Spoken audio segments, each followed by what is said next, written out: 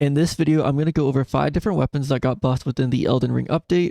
This is in no particular order. Let's go ahead and get right into it. Alright, so the first one we have is the Royal Greatsword. So this one got a bit of a buff on its weapon art, and it's generally pretty great. As you can see, my R3 is at 1100 AR.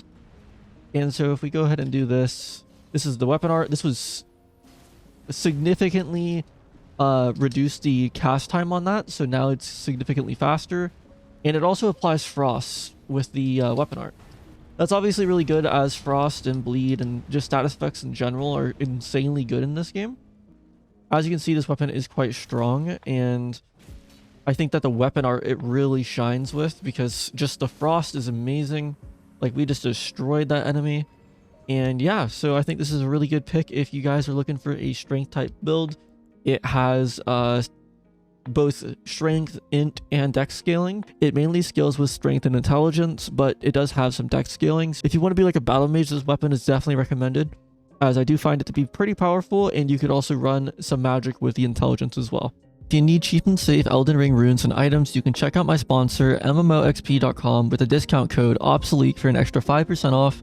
Link is in the description. Alright, and next up we have the Black Knife.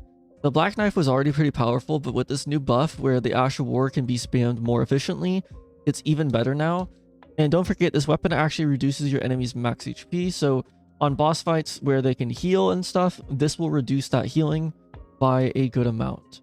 And this weapon was already good, but now it's just even better, as you can chain these together more efficiently. Alright, and next up we have the Darkmoon Greatsword. This weapon got a buff in terms of its speed on its Ash of War or on its charge attack, and so now you can spam the good old little like beam kind of thing, this little wave attack, much more efficiently. So we can go ahead and do this. We're hitting his leg right there. One thing that I really like about this weapon is the fact that, for one, it staggers easily, but for two, it also applies frostbite, which is really, really good. Anything in this game that applies frost is always a pretty good weapon. And one thing I noticed about this weapon is that for a greatsword, I find that it actually swings quite fast for its light attacks. And so because of that, I think that this is kind of a good in-between. Like, even though it is a greatsword, I find that it's actually quite good for just kind of like a mix. It's almost like a dex weapon. It feels fast to me. I don't know. Like, I know it's not the fastest weapon in the world, but this does not feel as bad as I thought a greatsword would feel. And so yeah, I recommend this if you're looking for a nice little playstyle with some frost. And then the weapon also does scale with intelligence and then strength and dex, but it mainly scales with intelligence. So if you're going for like a mage or battle mage type build, this is definitely the move. Next up we have Moog's Sacred Spear. I think this weapon's insane with its weapon art, and I think that I'm surprised that people are not using this, because the weapon art can clear out entire groups of enemies super fast. And because of the weapon art getting buffed recently, this is even faster than before. And so it's absolutely insane. This is definitely one of the better weapons out of this patch. So sometimes this can make it so that you can basically kill an enemy before they even have a chance to like do anything back to you. And the AoE on this is insane, and you can really mess some groups of enemies up, and even with bosses as well, just because of blood. Any bleed effect on bosses is always going to do a lot of damage, and this is no different.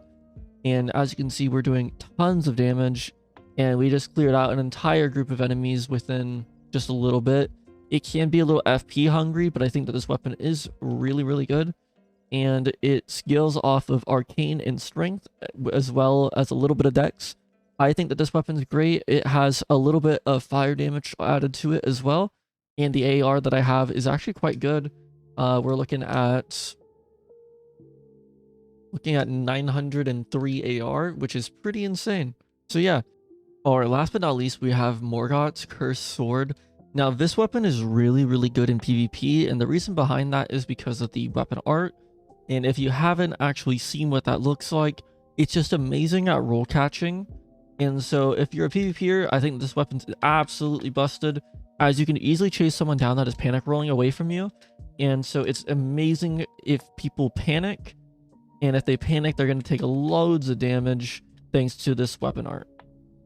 And within the patch, the weapon art is now faster, so you're going to be able to deliver your hits even faster than before, which is why I wanted to include it in the video.